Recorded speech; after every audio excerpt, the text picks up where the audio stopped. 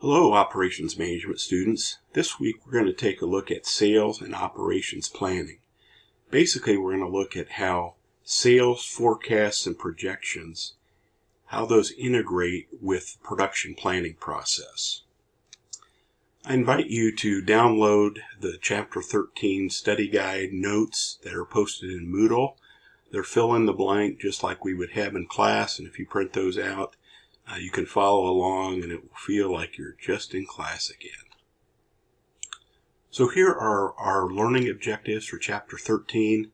We're going to describe the sales and operations planning process, define the contents of an aggregate plan, explain relevant aggregate plan costs, contrast aggregate planning strategies, develop alternate aggregate plans, and explain differences in service and manufacturing aggregate planning. The overall goal for sales and operations planning, and we'll abbreviate that S&OP, it's the process of integrating marketing and operations plan to develop a tactical plan. It's basically trying to balance supply and demand. What do we predict demand will be from our sales forecast?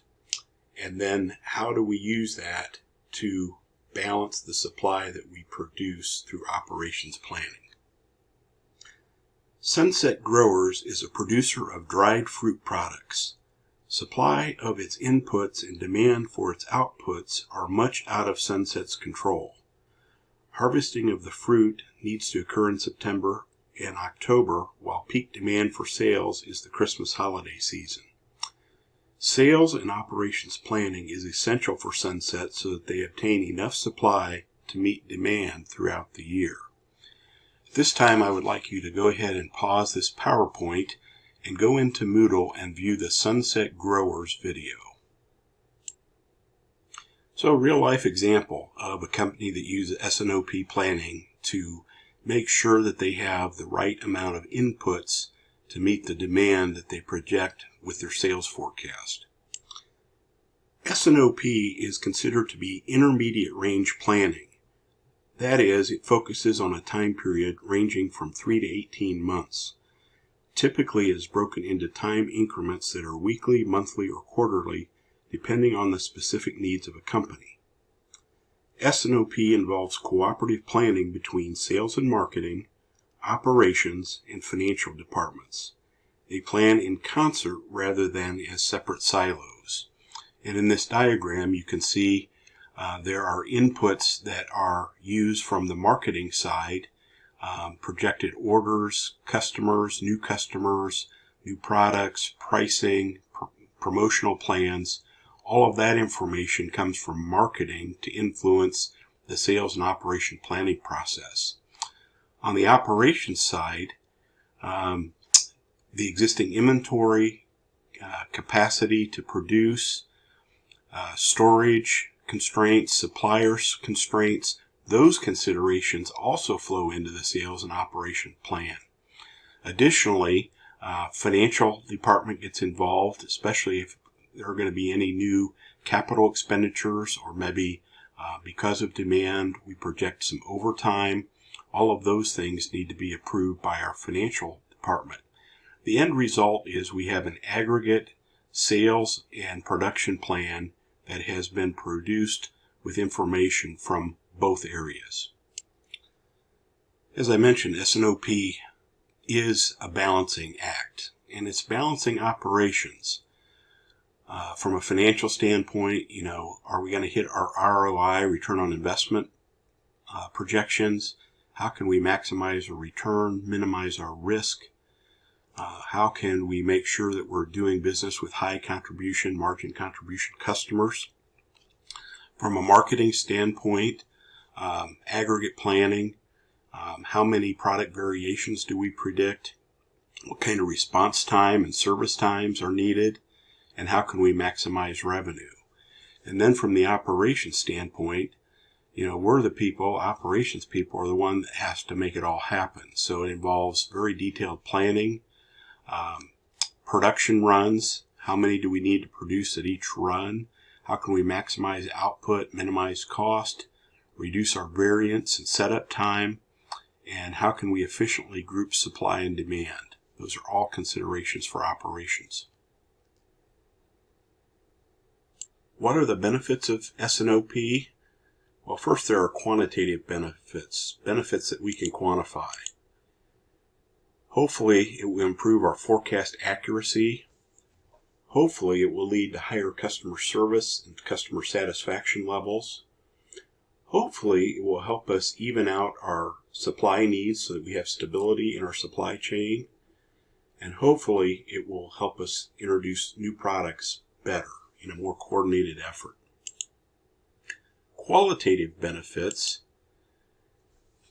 We hope that it will lead to better organizational teamwork, faster and better, more accurate decision making, greater accountability for performance. Everyone has a stake in the forecast, the marketing people, the finance people, and the operations people. So hopefully there will be greater accountability. And better business visibility. Everyone knows what's going on, everyone united to make the plan happen.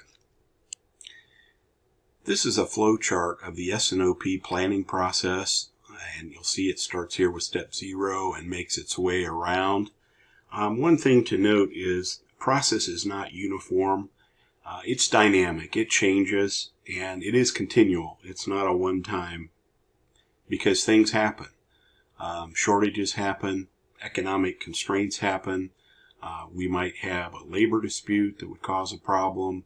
Any number of things can basically throw a wrench into the plan, so we have to be willing to change and adapt. It's a rolling plan horizon, which means we replan each period, and that can be monthly or quarterly for a given number of periods in the future, usually at least a year out. We're going to do a little virtual classroom activity here. In your textbook on pages 446 and 448, there are a couple of small cases. The one on 446 deals with Heinz, and the one on 448 deals with Whirlpool and Lowe. I will post PDFs of these in Moodle in case you don't have your book, but I want you to look at both of those cases, 446 and 448, and then I want you to formulate answers to these 4 questions. Pause the PowerPoint, and once you have your answers, come back to the PowerPoint and I'll give you my take on it. Okay, let's compare notes, compare answers here. What was the forecasting problem at Heinz? Well, at Heinz, forecasts were done by several different functional areas. All forecasts varied by area and were not accurate. We call this doing things in silos, where every department does things by themselves in isolation, and there's not a coordinated effort, and that leads to variance, miscommunication, and also inaccuracies. How did the one number forecast benefit Heinz? Well, one number brought consistency so that all areas were using the same numbers. It was less confusing, and changes now made to one forecast instead of multiple. And that is also a key. Rather than having multiple forecasts, if you can consolidate that into one, so that when you make changes and adaptations to it, it will everyone will be able to see it, and you won't have to make the change in more than one place. Describe the problem which developed between Whirlpool and Lowe's.